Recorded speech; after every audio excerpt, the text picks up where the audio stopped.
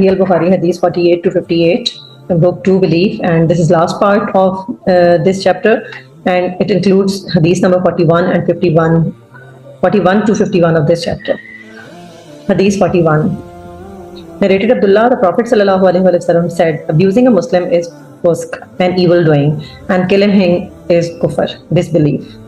Sahih al-Bukhari, Hadith 42, narrated Ubadah bin As-Samit, Allah's Messenger ﷺ went out to inform the people about the date of the night of Al-Qadr. But there happened a quarrel between two Muslim men. The Prophet ﷺ said, I came out to inform you about the night of Al-Qadr. But as so and so and so quarreled, its knowledge was taken away, and I forget it. And maybe it was better for you. Now look for it in the 7th, the 9th, and the 5th of the last 10 nights of month of Ramadan. Sahih al-Bukhari, Hadith 43 of Book 2, narrated Abu Huraira, one day while the Prophet ﷺ was sitting in the company of some people, the angel Jibreel came and asked, what is faith?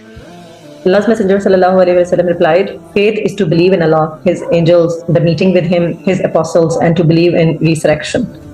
Then he further asked, what is Islam? Allah's Messenger ﷺ replied, to worship Allah alone and none else, to offer prayers perfectly, to pay the compulsory charity, that is zakat, and to observe fast during the month of Ramadan. Then he further asked, what is ihsan or perfection? Allah's Messenger ﷺ replied, to worship Allah as if you see Him. And if you cannot achieve this state of devotion, then you must consider that He is looking at you.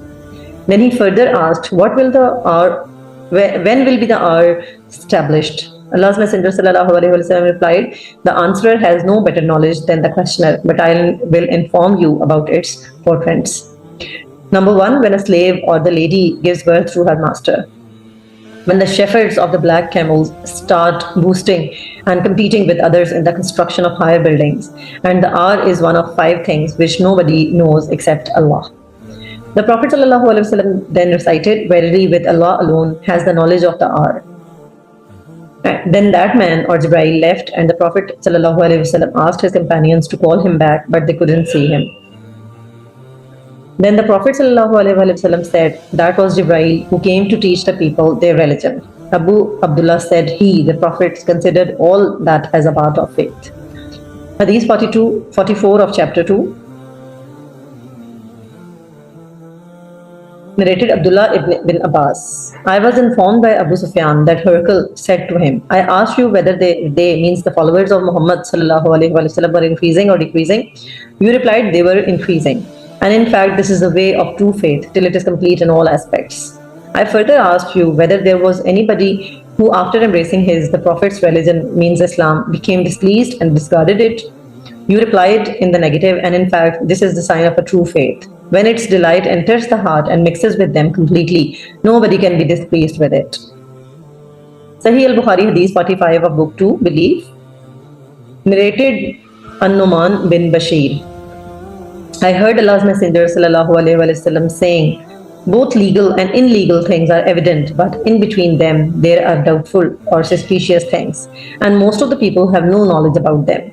So whoever saves himself from those ambiguous and suspicious things saves his religion and his honor. And whoever indulges in these suspicious things is like a shepherd who grazes his animals near the hima or the private pasture of someone else, and at any moment he is liable to get it in. O people, be aware, every king has a hima, and the hima of Allah on the earth is his illegal or forbidden things. Beware, there is a piece of flesh in the body. If it becomes good or reformed, the whole body becomes good. But if it gets spoiled, the whole body gets spoiled, and that is the heart. Hadith 46 of chapter 2, narrated Abu Jamra. I used to sit with Ibn Abbas, and he made me sit on his sitting place. He requested me to stay with him in order that he might give me a share from his property.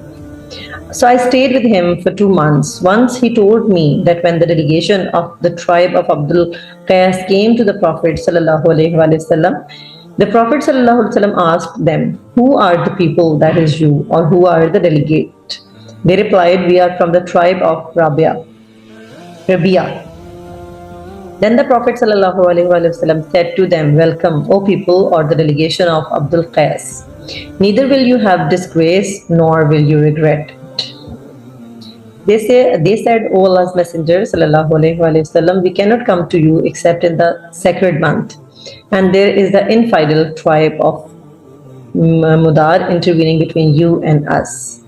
So please order us to do something good or the religious deeds, so that we may inform our people whom we have left behind at home, and that we may enter paradise by acting good deeds. They asked about drinks which are legal and which ones are illegal. The Prophet ﷺ ordered them to do 4 things and forbade them from 4 things. He ordered them to believe in Allah alone and asked them, do you know what is meant by believing in Allah alone? They replied, Allah and His Apostle know better. Thereupon the Prophet ﷺ said, it means to testify that none has the right to be worshipped but Allah, and Muhammad is Allah's Messenger sallallahu alaihi wasallam. Number 2, to offer prayers perfectly, to pay the zakat, obligatory charity, to observe fast during the month of Ramadan, and to pay al-khumus, 1/5 of the booty to be given in Allah's cause.